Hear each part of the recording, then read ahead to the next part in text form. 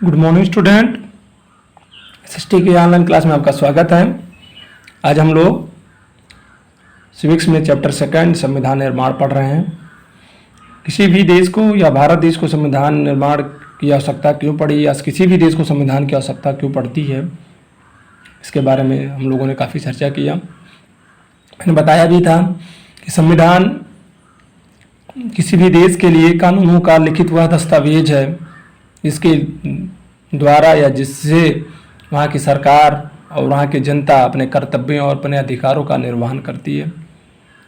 काफ़ी लंबे अरसे के संघर्ष के बाद गांधी जी के भारतीय राजनीति में पदार्पण, प्रथम विश्व युद्ध में भारतीय की भागीदारी, द्वितीय विश्व युद्ध में भी मित्र राष्ट्रों द्वारा दबाव, अमेरिका, रूस और अन्य देशों के द्वारा दबाव के कारण भारत में जो उग्रवादी या भारत में जो क्रांतिकारी विचारधारा के लोग थे, भगत सिंह, सुभाष चंद्र बोस, चंद्रशेखर आज़ाद और स्वयं जनता के द्वारा जागृत होना, ये सारी चीज़ें इस बात का परिचायक थी कि अब बहुत दिनों तक भारत में अंग्रेजी सरकार शासन नहीं कर सकती।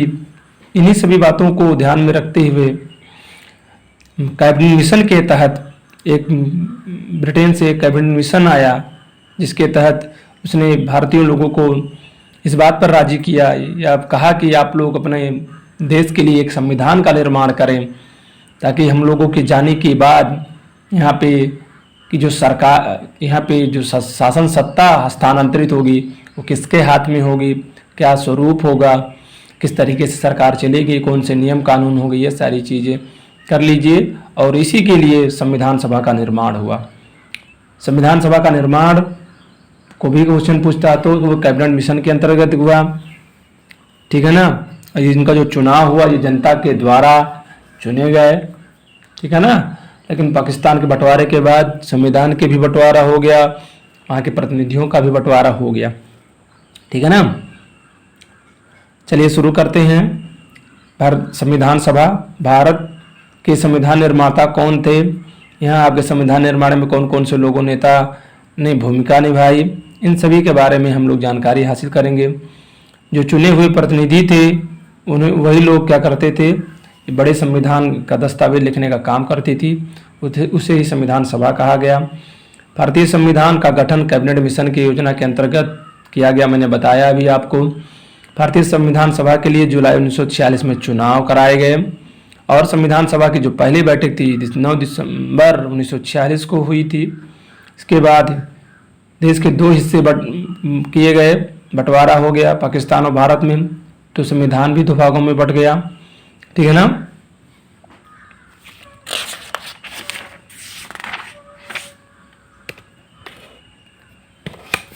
भारतीय संविधान सभा में जो थे वर्तमान समय में, उस समय 299 सदस्य थे। इसने 26 नवंबर 1949 को अपना कार्य पूरा कर लिया, यानी 2 साल 18 महीने 11 दिन लगे और करीब 66 लाख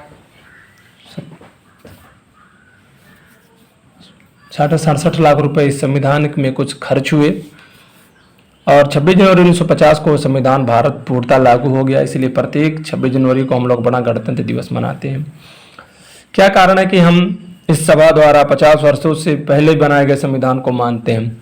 हमने पहले ही एक कारण जिक्र किया कि संविधान केवल संविधान सभा के सदस्यों के विचार ही नहीं व्यक्त करता था, बल्कि यह अपने समय की व्यापक सहमतियों को व्यक्त करता है। संविधान सभा में जो भी कानून बनाए गए, जो भी लिए गए, ऐसे नहीं कि लोग केवल संविधान की बातें एक दूसरे देश से लाते गए और लोगों ने लिखा। जो भी बातें, जो भी कानून संविधान में जोड़ना रहता था, संविधान सभा में जो 299 सदस्य हैं, जिस तरीके से आज लोकसभा या विधानसभा में कोई कानून पारित होना रहता है तो संबंधित मंत्री उस विधेयक को या बजट को पेश करता है, फिर उस पर चर्चा होती है, फिर बहस होती है। जो चीज़ें उसमें सही नहीं होती है जनता के लिए कानून की दृष्टि से, उसको हटा दिया जाता है संशोधन करके, फिर प्रस्तुत किया जाता है, फिर चर्चाएं होती हैं, फिर बहस होती है और फिर जो चीज़ें सही होती फिर वह पास होता है, फिर जाता। इसी तरीके से संविधान सभा में भी थी। जो भी दस्तावेज, जो भी बातें लिखी जाती थी, वो लिखने के बाद प्रस्तावक जो होते थे, जैसे पंडित जवाहरलाल नेहरू, उस पर बहस करवाते थे। ड्राफ्टिंग कमेटी के जो अध्यक्ष थे आपके डॉक्टर भीमराव अंबेडकर, वो उसमें जो कटाई छटाई जो सही चीज़ें नहीं रहती थी, जिस पे बहस होता था, वो करते थे।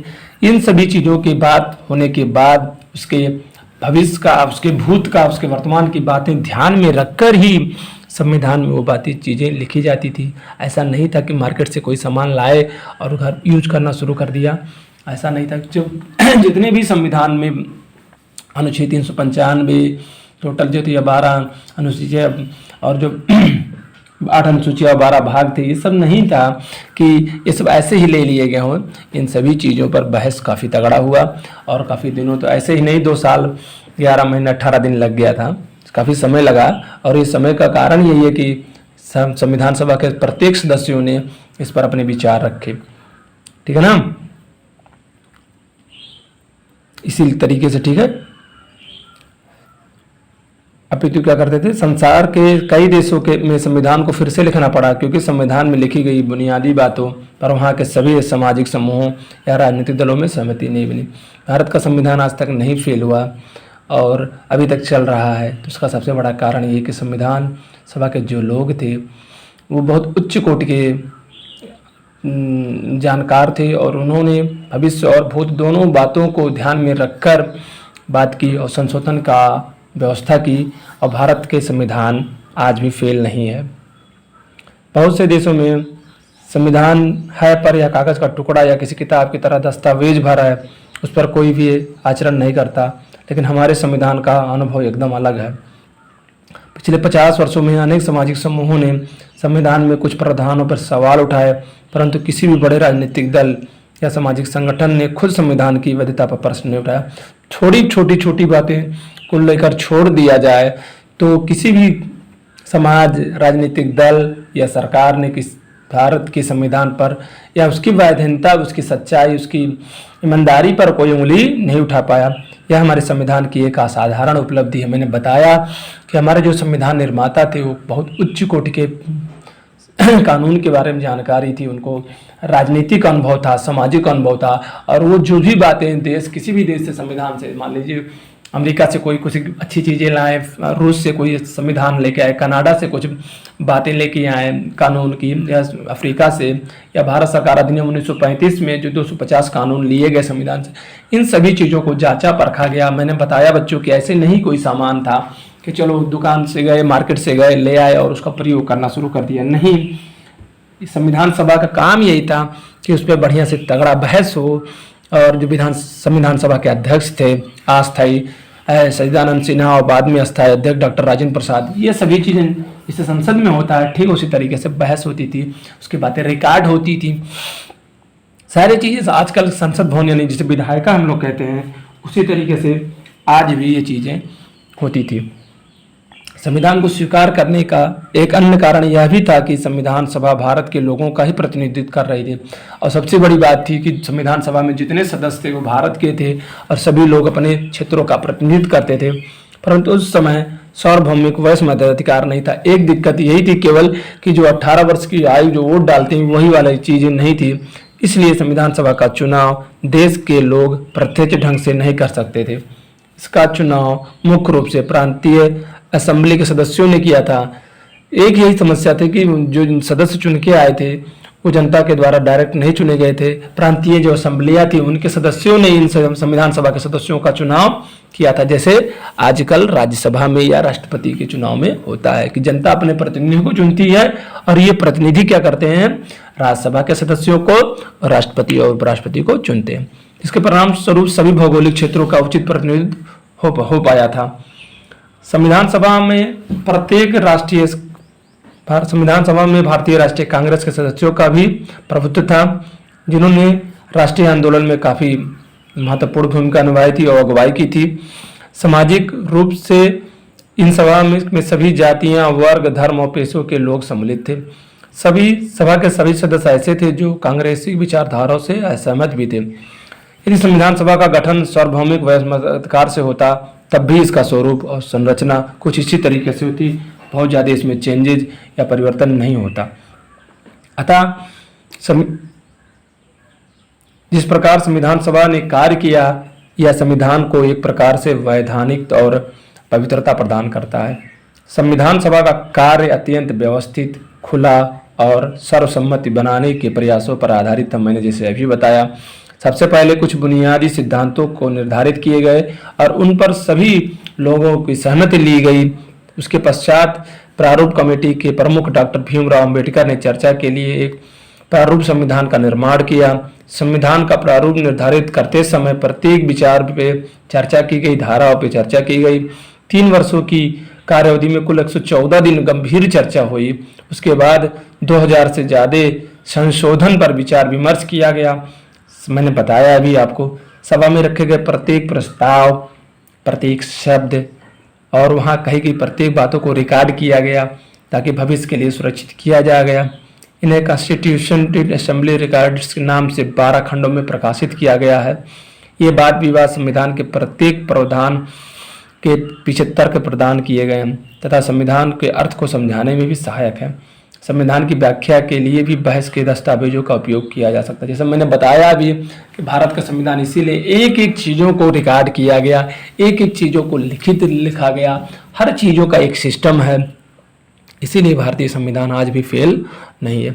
डॉक्टर सच्चिदानंद सिन्हा उस समय संविधान सभा में सबसे बुजुर्ग व्यक्ति थे और इसीलिए उन्हें अस्थायी संविधान सभा का अध्यक्ष चुना गया। लेकिन दूसरी मीटिंग में 11 दिसंबर 1946 को डॉक्टर राजेंद्र प्रसाद को इस सभा का अस्थायी अध्यक्ष नियुक्त किया गया। अगला जो टॉपिक है बच्चों, वो हम लोगों का है भारतीय संविधान के बुनियादी मूल्य।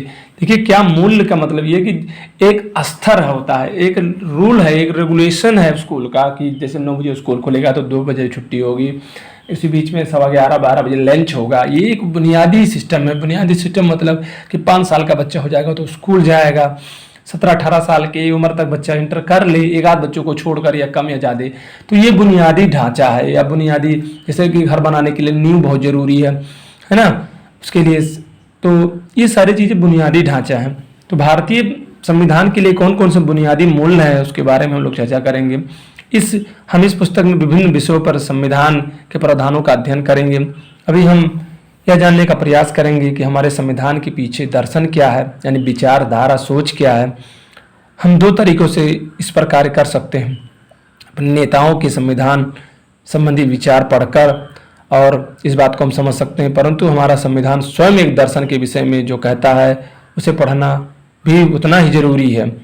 संविधान की प्रस्तावना यही कार्य करती है। आइए बारी बारी से इस पर हम लोग ध्यान देते हैं, ठीक है ना। अगला जो हम लोग का टॉपिक है वो है आपका सपने और वायदे। देखिए, सपने और वादे हैं,